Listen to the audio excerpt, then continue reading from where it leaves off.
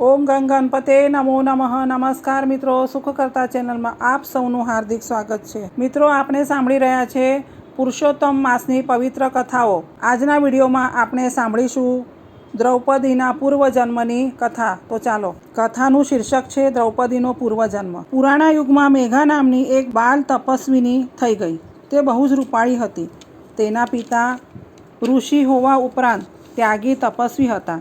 પિતા પાસે આ યુવાન કન્યાએ ઘણું જ્ઞાન મેળવ્યું હતું અને જ્ઞાનનો એનામાં કોઈ જ ઘમંડ ન હતો. એનું રૂપ જોઈ રૂપવતી કન્યાઓ ચકિત થતી. કુરૂપ સ્ત્રીઓ અને ભાગ્યવતી સમજતી અને પુરુષોના મનમાં મોહ ઉપજતો. મેઘાએ એની બહેનપણીને બાળક રમાડવામાં તન્મય જોઈને બાળક કોનું છે એમ જ્યારે મેઘાએ પૂછ્યું ત્યારે બહેનપણીએ ગર્વ સાથે કહ્યું, મારું પોતાનું બાળક છે, ભગવાને મને આપેલું છે.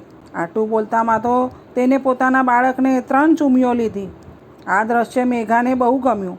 પોતાના ભાગ્યમાં પણ આવું બાળક લખાઈ જાય તો પોતે પણ પોતાના બાળકને રમાડી કેવી રાજીની રેડ થાય. આ વિચારે તે થનગની ઉઠી. મેઘાના પિતાને પણ એમ થયું કે પોતાની પુત્રી માટે યોગ્ય વર શોધી તેના લગ્ન કરવા જોઈએ. પિતાએ પુત્રી માટે મૂર્તિઓ શોધવા માંડ્યો, પણ પિતા માંદગીના બિછાને પડ્યા ને થોડા જ દિવસની માંદગી ભોગવીને અવસાન પામ્યા. માતા વિહોણી મેઘા પિતાના મૃત્યુથી સખત આઘાતમાં સરી પડી. તેના માથા પર તો જાણે આકાશ જ તૂટી પડ્યું.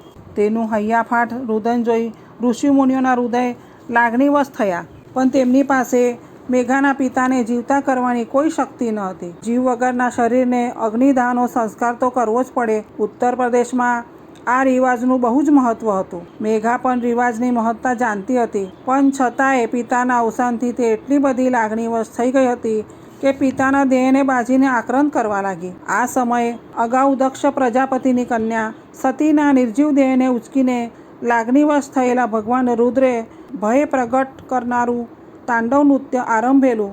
તે પ્રસંગે રુદ્રના હાથમાંથી દેવો પણ સતીના દેહને મુકાવી શક્યા ન હતા. એવી જ રીતે મેઘા પિતાના મૃતદેહને છોડતી જ ન હતી અને છાતીપાટ રુદનથી ઋષિ મુનિઓના કાળજાને પણ પીગળાવતી હતી. દયાથી જેમના કાળજા નિત્ય નિરંતર છલકાતા હોય છે એવા ઋષિ મુનિઓ તો ધર્મ સંકટમાં જ મુકાઈ ગયા. કેટલાય પ્રયાસના અંતે મેઘાના હાથમાંથી તપસ્વીઓએ એના પિતાના મૃતદેહનો છુટકારો કરી એને અગ્નિ સંસ્કાર આપ્યો. અચળ નથી સંસારમાં જીવ માત્રનું અંગ, અવિનાશી છે પ્રાણનો આદિ અનાદિ રંગ. જ્યારે આ જ્ઞાનનો અંશ મેઘાના મનમાં સ્થિર થયો ત્યારે જ તેને પોતાના પિતાના મૃતદેહને પોતાના હાથમાંથી સરકવા દઈ અગ્નિમાં ભસ્મ થવા દીધો. અગ્નિ સંસ્કાર થયા પછી પણ મેઘાએ પિતાની પાછળ પુણ્યદાન કર્યા. હવે આપણે જોઈશું મેઘાની તપશ્ચર્યા. એક દિવસે મહાસતી અનુસયાના પુત્ર દુર્વાસા મુનિ એના આશ્રમમાં આવ્યા. મેઘાએ મહાક્રોધી મનાતા દુર્વાસા મુનિનો આદર સત્કાર કરી એમની પૂજા કરી. તીર્થયાત્રા કરી પ્રભુ સ્મરણમાં જીવન વ્યતીત કરનારા દુર્વાસા મુનિએ મેઘાને એકલવાયી થયેલી જોઈ કહ્યું, હે પુત્રી, આ વર્ષમાં અધિક માસ આવે છે, જેનું બીજું નામ પુરુષોત્તમ માસ છે. તે મહિનામાં દાન, પુણ્ય, વ્રત ઇત્યાદિનું ઘણું મહત્વ હોય છે. તું તે આખો મહિનો વ્રત કરજે. મેઘા ખડખડ હસવા લાગી. દુર્વાસાએ મેઘાને ખડખડાટ હસતી જોઈને પૂછ્યું, શું મેં કહી તે વાત પર તને શંકા ઉપજે છે? ઉત્તર આપવાને બદલે મેઘા બીજી વાર ખડખડાટ હસવા લાગી. આ પ્રમાણે દુર્વાસાએ 5 વાર પૂછ્યું ને મેઘા 5 વખત ખડખડ હસી. દુર્વાસા બહુ જ ક્રોધી હતા. તેમને થોડી વાર અગાઉની મેઘાએ કરેલી તેમની આગતા સ્વાગતાને લક્ષ્યમાં રાખી ક્રોધાવેશનો કેટલોક ભાગ સમાવ્યો. છતાં શેષ રહેલી ક્રોધાવેશની અગ્નિએ શાપનું સ્વરૂપ ધારણ કરી લીધું. તે બોલ્યા, હે ઋષિકન્યા, તારા શ્રેય માટે મેં તને પવિત્ર પુરુષોત્તમ માસનું વ્રત કરવા કહ્યું, છતાં તે 5 વખત હસી કાઢ્યું. તને આ ઉપહાસનું ફળ આ જન્મમાં અથવા તો આવતા જન્મમાં મળવું જ જોઈએ. હાંસી કરતા વ્રતની પુણ્ય ધન બળનાર, સર્જાશે તુજ ભવમહી કર્મ ફળ નિર્ધાર. ને મહાક્રોધી દુર્વાસા મુનિ બદ્રિકા આશ્રમ તરફ વિદાય થયા.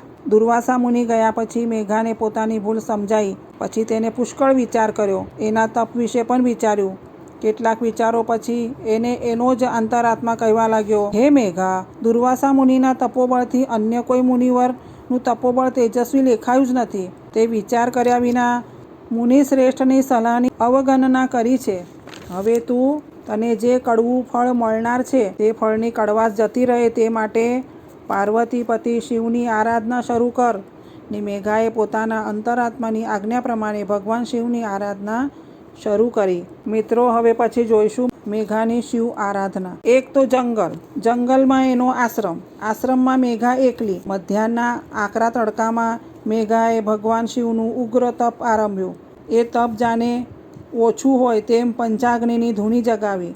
એનો ઉગ્ર તાપ પણ એને વેઠવા માંડ્યો. શિયાળાની ઠંડીમાં તેને જળમાં કંઠ સુધી ડૂબી જઈ તપ ચાલુ રાખ્યું. ચોમાસામાં આશ્રમની બહાર વરસતા વરસાદમાં મૃગ ચર્મ પર આસન જમાવી તપને પ્રબળ બનાવ્યું. તૂટેલા જે ઝૂંપડા સંધાયા તત્કાળ, કોના તપથી સુધર્યા રંગજનોના હાલ. પાર્વતીને પૂછતા સદાશિવ ભગવાન, કોણ ધરે કષ્ટો સહી અંતરથી મુझ ધ્યાન. પાર્વતી બોલ્યા, હું પૂછું જે આપને, તે પૂછો કા આપ.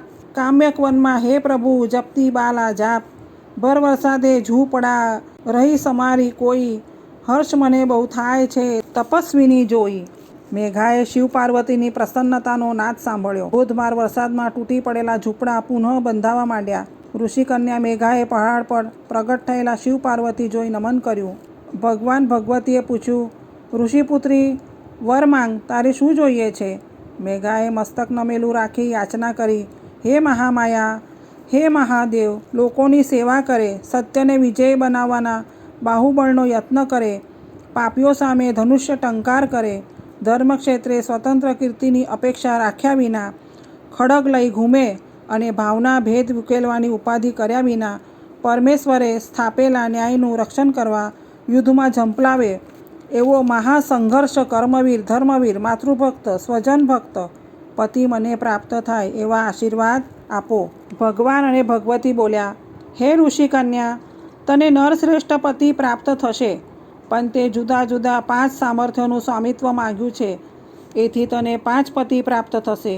વળી બ્રહ્માના પૌત્ર મુનિવર દુર્વાસાએ સૂચવેલા અધિક માસના મહિનાનો તે 5 વાર અનાદર કર્યો. આ કારણથી પણ તને 5 પતિ પ્રાપ્ત થશે. ઋષિકન્યા બોલી, હે યોગેશ્વર, હે યોગીની, એક સ્ત્રીના 5 પતિ, તે શું આશીર્વાદ છે? ને ઋષિકન્યા મેઘા શિવા સમક્ષ રડવા લાગી. એને રડતી જોઈ શિવા હસીને કહેવા લાગ્યા, 5 પતિના મર્મનો ઉકેલ કરજે બાળ, 5 મહાસામર્થ્યનો પુણ્ય ભરો રસથાળ, સત્યશીલના તપ સકળ કરજે તુજમાં વાસ, લેખાશે તું મહાસથી બંધુ થશે અવિનાશ, નિંદા બદલે યશતની અધિકારીણી થાય, હવે પછીના ભવમહી તરતું તારું નામ. થોડીવાર પૂર્વે મેઘાએ જે સંતાપ પ્રાપ્ત કર્યો હતો તે સંતાપ ભગવાન અને ભગવતીના સ્પષ્ટીકરણથી ભરેલા આશીર્વાદથી દૂર થયો. અર્ધનારી અને અર્ધનર સ્વરૂપ ભગવાન શંકર મેઘાની દ્રષ્ટિ પરથી અદૃશ્ય થયા. મેઘાએ જેનો અનાદર કર્યો હતો તે પુરુષોત્તમ માસ આવવાની રાહ જોઈ મેઘાએ પુરુષોત્તમ માસના બધા જ વ્રતો વનવાસીઓને સમજાવ્યા, તેમના ફળ કહ્યા ને પુરુષોત્તમ માસના વ્રતનું જીવનતારક મહત્વ હતું તે બધું જીવનમાં ઉતાર્યું. પુણ્યકર્મો ને વ્રતો કરતી મેઘાનો આત્મા ઉડી ગયો. એ અરસામાં આત્મકલ્યાણ તેમજ સમસ્ત જનતાના કલ્યાણ માટે યજ્ઞસેને યજ્ઞ આરંભ્યો. એ રાજાના સદાચરણ ચારે બાજુએ પૂજાતા હતા. એની પત્ની પણ શિક્ષિત, સંસ્કારી અને વ્રતોમાં માનનારી હતી. એ રાજા રાણીના ભાગ્યમાં એક પુત્રી લખાઈ હતી. તે પુત્રી તે જ દ્રૌપદી. પણ એ સમયે તે દ્રૌપદી નહીં પણ રાજા યજ્ઞની પુત્રી યૌગની હતી. પાછળથી તે પાંચાલ દેશના રાજા દ્રુપદની પુત્રી બની પાંચાલી તથા દ્રૌપદી નામે ઓળખાઈ. એ અગાઉ એને કૃષ્ણા નામે પણ ઓળખવામાં આવી. પુરુષોત્તમ માસના વ્રતો તથા પુણ્યદાન કરવાની પૂર્વભવે અનિચ્છા દાખવનાર ઋષિકન્યા મેઘા આ પ્રમાણે એના બીજા અવતારમાં 5 પતિની પત્ની બની. દુર્વાસા જેવા મુનિશ્રેષ્ઠ ઉદ્ધારનો માર્ગ દેખાડવા છતાં તેનો તિરસ્કાર કરી 5 વાર ખડખડાટ હસી કાઢનારી ઋષિકન્યા દ્રૌપદી બન્યા. પછી પણ બહુ જ દુઃખ પામી. એના પતિ એને જુગારમાં હારી ગયા. જુગારમાં એને જીતેલા દુર્યોધને એને દુશાસન મારફતે 999 વાર નગ્ન કરવાનો નીચ પ્રયાસ કર્યો. દ્રૌપદીના ધર્મબંધુ બનેલા ભગવાન શ્રી કૃષ્ણએ એને 999 વાર ચીર પૂર્યા. મહાભારતની આ કથા ખૂબ જાણીતી છે. દ્રૌપદીની ઘટના બેહદ પ્રખ્યાત છે. રાજ્યલોભી દુર્યોધન તથા તેના બંધુઓએ પાંડવોને વનવાસ અપાવ્યો. વનમાં 12 વર્ષ સુધી દ્રૌપદીએ પતિ સાથે છૂપું રહેવું પડ્યું. વિરાટ દેશમાં પાંડવ સાથે દ્રૌપદી પણ ગુપ્તવાસ ભોગવતી હતી.